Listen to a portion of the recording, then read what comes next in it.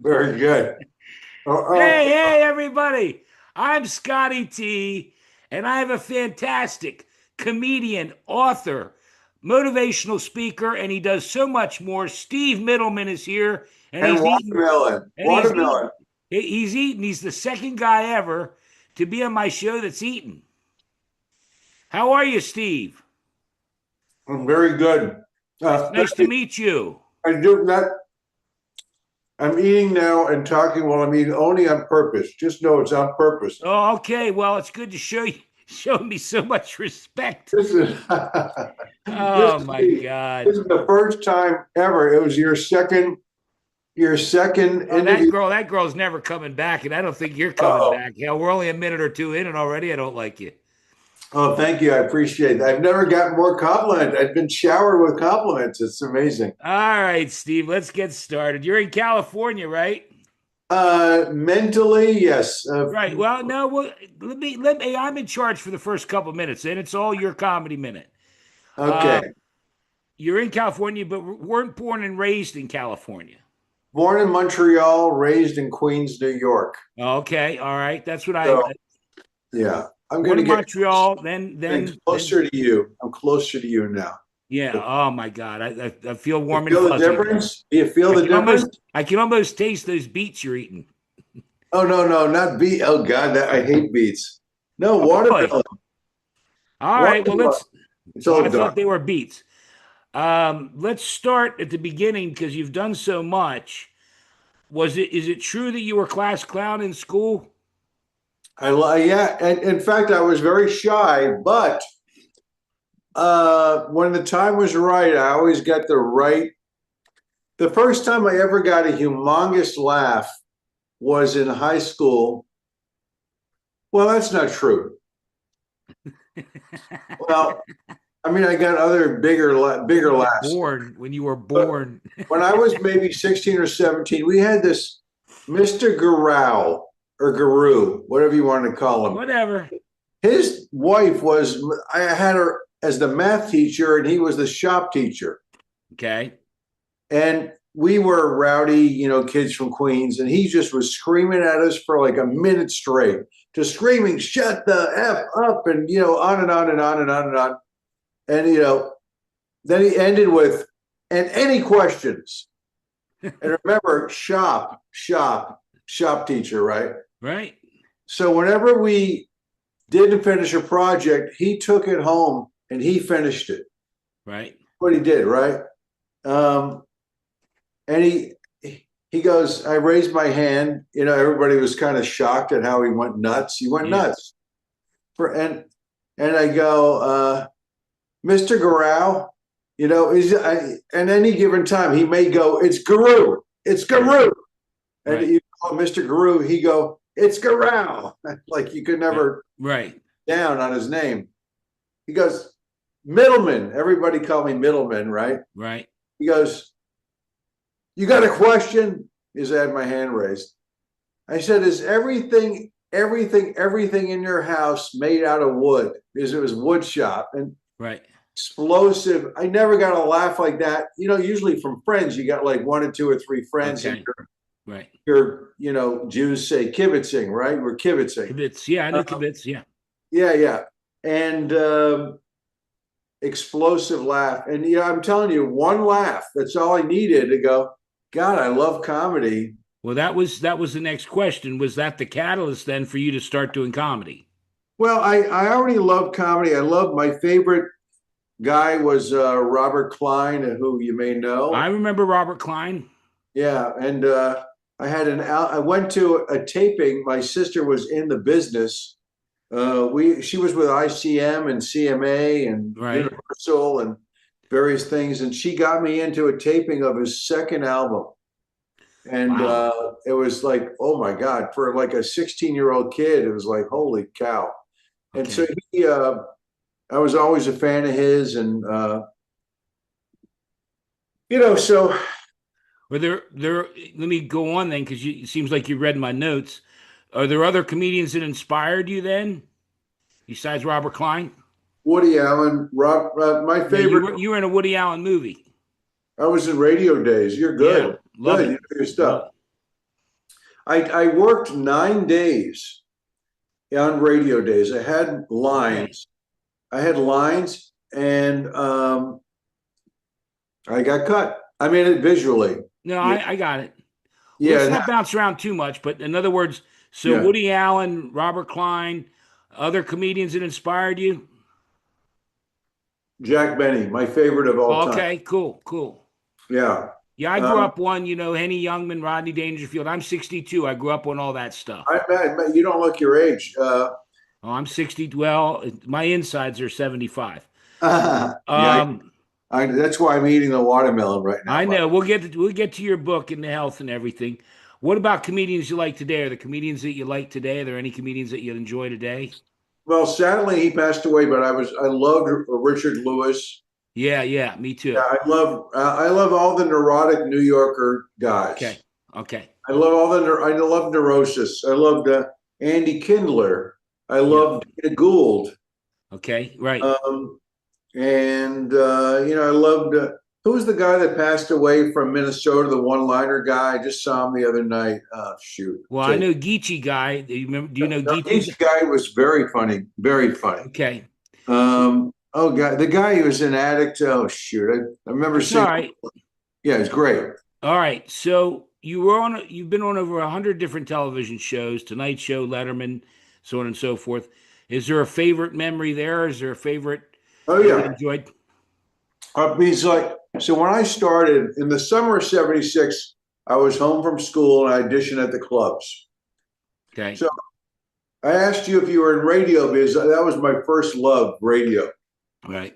and then my second love was stand-up. It was going to be one or the other or both. Okay. So, but when we grew up in Queens, there was a hallway. It was sort of L-shaped, and you could just see this much. I could see on the zenith. My parents or my sister and my mom would watch. My sister was a little older, and I could see like this much of Carson's head. Okay. I was like 8 years old, 6 years old, whatever it was. Right. Hear my mother laughing, which it's like nothing like hearing. They were. But she was generally a very depressed person, so to hear her laugh was a great thing. Okay. And my sister would watch, and I go, boy, that looks like a lot of fun. Whatever, Then we watch comics on Ed Sullivan, right? Sure. Like Right. Yeah. Henny Youngman and Jackie Mason and all those Yeah. people, and Alan King. So I think that sounds like a lot of fun. It's I had a miserable childhood in a way, because my dad was like a screaming nut New Yorker guy. You're describing my childhood to a T. Yeah, yeah. My parents, my mother was the physical enforcer. My dad was the verbal enforcer. Right. I didn't have a very healthy, happy childhood, but comedy. Either I got my sense of humor, ironically, from my dad, or I just naturally got it from somewhere in the universe. But it saved my life. Comedy saved. No doubt. I don't know if I'd be here right now if I didn't have my sense of humor. I survived on my wits, and after that, I survived on my wits. Yeah. Well, again, you did Letterman. You did, because I was a huge Letterman fan, Oh yeah, I and love. Johnny Carson and all that. I mean, do you have one memory there that sticks out, or nothing? Oh yeah, no, I was going to tell you. So watching Carson, ever since that moment, I went, boy, I'd love to be on that show and do what Johnny's doing. Making Right. people standing there, make people laugh. And so what happened was, I got into comedy summer '76, and like everybody started the same summer. Like Seinfeld was an old friend, like Right. um, he got on, I think, among the quickest, out of everybody. Okay. But so I started auditioning for the Tonight Show, and Jim McCauley was the booker. I don't know if you know the name Jim McCauley, but he was the booker. Okay. And I'd audition, and usually I'd do well. He'd go, I don't think you're Johnny's kind of comedian. That's what he would say. I don't think you're Johnny's kind of comedian. But it's the worst thing you could hear because then it's like, well, it's like a closed steel trap. Like Yeah, I'll yeah. never No, get no, in just there. not gonna make it right. I'm not Johnny's kind of comedian. It's my dream, right? Since I'm watching my parents' living, and not even Right. in the living room in the I from the. got you. I got you. So then, what happens is I would do comedy clubs. I started when there was a comedy explosion. You Right. know, explosion. I went from really not working to headlining. It was like I won this big laugh off on Right. Showtime. Yeah. I went from like zero to hero, really fast, Correct. which is tough to do because then you're going from like no material or hardly any material to you got to do 40 a strong 45. There's no way around it. So I would Right. do it. I got myself moving and like a strong 45. And after the show, back in the 70s and 80s, this is the expression like every comic probably got. You do Johnny, because that was you know, Right. that was the goal. You do Johnny for even for the viewer, it was the goal. It was the top shelf To get on out of Johnny all talk Carson. shows, everything. You do Johnny, and then I go, well, not yet. And they go, this is what they would go. Opposite of Macaulay, they go, you're Johnny's kind of comedian. He'd be, I auditioned for him like a dozen times. He goes, I don't think you're Johnny's kind of comedian. And Yeah. then I'd be doing clubs. It's like 6, 7, 8 shows a week, Right. and usually kill. Say hello to the audience. They go, you do Johnny? Right. I go, no, not yet. And they say, you're Johnny's kind of comedian. I'm telling you, you're Johnny's kind of comedian. It's the nicest thing. And this is nationwide. So you're getting a good sampling, you know. Right. I've been in every state, basically. I think Yeah. every state. Okay. And then finally, like the 12th time I auditioned for Macaulay, uh, he goes, you got it. You got it. And I go, Okay. oh my God. And then and I had all this material about having a weak chin. I had all this self-deprecating material, right? Right. And I go, oh my God, what do I do? So then you got like 6 weeks of like doing like a show or two a night and getting everybody so excited. And there's a big buildup. And I went on there and I killed. And Okay.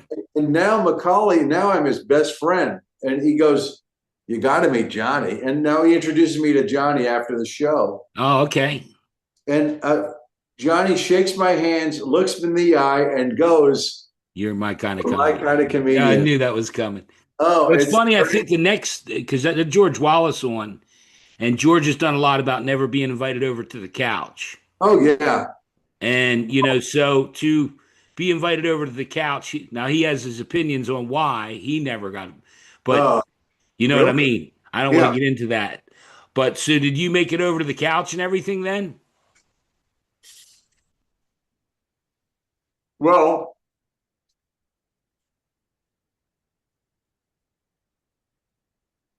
actually, why I'm eating is I'm going to tie it into the book, by the No, way. I'm going to get to the book. We got to get to the movie Roxanne first. All right, now here we go. So my third Tonight Show, and it was my last Tonight Show, but they All repeat right. all a lot, which is great. So my third Tonight Show, I was set to go to the couch. And I called the the guys of the curtain. They open the curtain when they introduce a comedian. You never see them, but there's two guys. They pull open the curtain for you. Right, right, right. And my first set, I said, "You guys are the executioners. Either I'm going to die out there, or." So I called them the executioners. So like a second before the curtain opens up, Macaulay's backstage. Nobody ever saw that in 30 years. But he Right, gets to me, Carson loved tennis, and Michael Chang went on before me. Michael Chang, the tennis player, right? right. And he goes on before me, and he goes long, and I get a tap on my shoulder from Macaulay. He goes, you're bummed from the couch. It was like, oh God, So you never made the couch. never. That was my last. Yeah, Okay. Well, let's yeah, move on. So yeah. before you take another bite, Roxanne, the movie Roxanne with Steve Martin, that's a Yeah, pretty cool story, right? Well, I'll tell you a great thing about it. They were auditioning people at the Tonight Show, Right. right? I mean, at the Comedy Store, Right. That's right. and I didn't get on the audition. You know, they were like going to cast all the funny firemen with comedians. Right. Right. You know, so that's funny. They said, you know, like the Keystone Cops, we want you to be like the Keystone Cops, Right. but we don't want you to be. Then then you get the thing. They go, no, we don't want you to be like the Keystone Cops. And then like a week later, we want you to be like the Yeah, Keystone it Cops. sounds like the Carson bit all over. Yeah, it's like it's almost like we'll see, we'll know it when we see it. You know, they tape so much, they overtape on a movie, like a 90-minute movie. They tape 2.5 hours. You Right, know, right, right, or more. Right. so unless they're on such a budget, they can't do it. But they overtape, and they're known for overtaping. Then nobody talks about that. So I had So what I did is a very tenacious showbiz, a good showbiz story. I wasn't on there, but I was hoping maybe if somebody cancels, they'd put me on. And Gary Shandling, I was more than friendly with him, great guy. He gave me a great joke, actually. It stuck in my act, like unbelievable joke. Go ahead and do it. Do it real quick. Okay, so here's the joke. I said, I didn't get much sexual advice. The first joke, the first part, my friend Mark Schiff gave me that joke, and I was doing it for a while, and that's the backstory. And then Shandling sees me do the joke, and he says, I got a tag for you, which is just another joke, right? Tag. Right. So the joke is, I didn't get much sexual advice growing up, although when I was 13, my parents took me to a Liberace concert. And my father said, that's what happens when you masturbate. Okay. Okay. Okay. And then Shandling pulls me over in the kitchen. I remember at the kitchen in the Comedy Store. And he says, I got a tag for you. The tag is, that's what happens when you masturbate. And he goes, by the time I was 14, I had a candelabra at the end of my bed. Is that one of the great jokes? I like the Liberace joke. You probably heard it many times. A tremendous pianist, but he sucked on the organ. Oh, that's a great joke. It's great. There you go. There you go. So anyway, Gary didn't show up. I got to go on his place. I'm the only one that night that got Roxanne. So it's like show up anyway. Woody Allen has this expression: 95% of life is just showing up, and I just showed up. Never heard that before. Yeah. All right, we're going to get to the book in a minute. I want to cover one more thing, and we get to the book. Do not worry about. Don't have to rush to. Well, listen, man. I don't even want to get into all the story with you so far. You get my temper flaring like a pack of hemorrhoids. It's about 3 times we've tried to get this going, and now we moved it up. And I'm giddy, and now you're eating again. Here we go. No, I'm actually timing it with your question. Well, the Extreme Makeover ABC edition. ABC, Good Morning America. Your family put you on that, or got you to do that? No. Well, Extreme Makeover. Just to recap for the listeners, viewers, they would literally give plastic surgery out to plastic surgery. Plastic surgery, the whole thing. I had my lie. I thought they just did you up. Oh, okay. They did everything. I got like a 12, 14-hour surgery though. Seriously. Wow. Major. It's like a 3 months. It took 3 months. Okay. So I got a great story about it for you. Not just. So the first story is, all of a sudden I got an email from an agent. Goes, hey, they're looking for a comedian for Extreme Makeover. I think you'd be great for it. What does that say about your looks? And then I ran it by everybody in my life. I was married at the time, or no, I was just like newly divorced. I was about 50 years old. And I was kind of like burnt out. And I said, well, maybe it'll be a great thing for me. Actually, I even thought my career, and I was kind of burnt out on doing all the I got you. Self-deprecating material, right? I was tired of it. I thought it was going to be a good thing on many levels. So I used to watch a show every once in a while. I go, boy, these people are brave.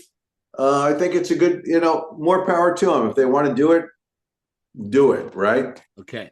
So what happens is I ran it by everybody in my life. Everybody goes, great idea. Great idea. You need, you could use it. Anyway, so You're right. That's not a very big. Everyone's telling you could use a makeover book. there's like a 40-page application, like this thick. You're filling out stuff. Where do you see yourself? How can you change? How do you project your life? There's like intense stuff. Even before you do the show, there's like 6 hours of psychological screening. Like you cannot believe what is involved. Okay, so I there were other comics that I met from the worldwide. Like they flew them in and they interview you. I even stuck it, by the way, on YouTube. My Yeah. producers interview with me. Somehow they gave me a copy of it. I put it on. It's on YouTube. It's I'm going interesting. to include, Steve, all your links to your Facebook, your Oh, Instagram, your thanks. YouTube when this I got like airs. 60, 70 clips on YouTube. I know. I know. Go ahead. So, so what happens is, it took a while, but I got the show, you know, and Right. then that's a 3 month process. And did you ever watch the show? I see Good Morning America. I didn't see your episode of the makeover. Oh, this is the show Extreme Makeover. Like, Oh, okay. No, no, I didn't. yeah, you never saw that. Anyway, but guys, not every guys, but women are into it, I Right. got emails from like women worldwide that watch the show, like, oh my God, good for you. And so I do the show the next morning after the show airs. I was pretty much open. I was covered by ABC News in LA. They interviewed me All while right. my All show right. was on. It was like a big deal, right? Uh, and I'm flying out to a corporate gig the next morning, like 7 a.m. flight. And I had probably 50 phone calls, 100 emails, that just in that Is that since since it aired? Okay. night. I mean, Right. just in that 12 hours. And I get on the flight attendant goes, oh my God, I saw you last night. Congratulations. Walking down first class, people high fiving. Good for you. We saw you on the show. Good for you. And, I get to my seat. We take off. And the flight attendant comes by with a drink cart. She goes, hey, what would you like? Oh, I saw you last night. Good for you. Congrats. And the woman next to me, she knows nothing, zero, right? Right. Right. She's reading a magazine or whatever, and she puts it down. She goes, I'm just curious, what's all the congratulations about? And I said, well, I just got an extreme makeover. She looks me up and down and goes, that's fabulous. So when do you start? I knew you built it up so much. I knew it was coming. Oh my God. Well, you're That's good. wonderful. Everybody, hopefully the viewers are not knowing that. That is great. All right, so let's get to it. The book is called "There Is No Wagon," and if I while you're eating, I'll tell people it's all about eating healthy, whole foods, and exercising. And you're like a health guru now. Well, here's what it's about. Right there. There's me next to the wagon, right? There's me wagon, me wagon. Which one's the wagon? I know. There is no wagon. When it comes to dieting, you can't fall off. People go, I fell off the wagon. Yeah. Even doctors say, well, if you fall off the wagon, it's a big serving of encouragement, food, weight, and health, and that's me. Okay. So point is, when you think you fell off the wagon, you have. If you don't, you don't, right? You don't. Right. I say there is no wagon. You don't fall off anything. It's something you tell yourself in your head. 20, 30, 40 times I gained and lost 20, 30, 40 pounds. You don't know it. I'm 6'4", so you don't know it. When somebody's taller, it's really is in the gut, basically, in my double. I managed to have no chin and a double chin. Really, that's what I had. It was not pretty. I send you a picture of that, but That's Okay. okay. In the minutes that we've been talking right now, some poor Joe or Josephine has said, "Well, I fell off the wagon. Right. I'm, I'm going to eat, 3 pizzas tonight, or whatever it is for them, right? Right. Whatever it is. Either people have a food addiction, like I do, I do, and or people just eat the wrong things. In Right. either case, everybody's going on and thinking they fell off a diet. But when you do that, if I go, which I have a billion times, if I go, "Hey Scott, I fell off, my Right. diet," then you want to go party with food. It's Yeah. not like drugs and alcohol. It's food, for me and a lot of Yeah. I people. fell off the wagon. I might as well go have a pizza. I might as well, but people are not doing it. People are just, let's say they lost 40 pounds, then they think they fell off a wagon and they gained 60. Yeah. Or they lost 80 and then they gained 90. Yeah. They always up the ante of the weight, you know? Well, and I saw, and you probably would comment on this, the Ozempic and the stuff that, like, the minute they get off of it, they gain the weight right back. Right back. Yeah, Yeah. and it's not a cheap drug, and it's not, Well, it's a mindset, and I got to be honest. I had a Nordic track, and the healthiest I ever was I was doing the Nordic track every day. I would do it an hour every day.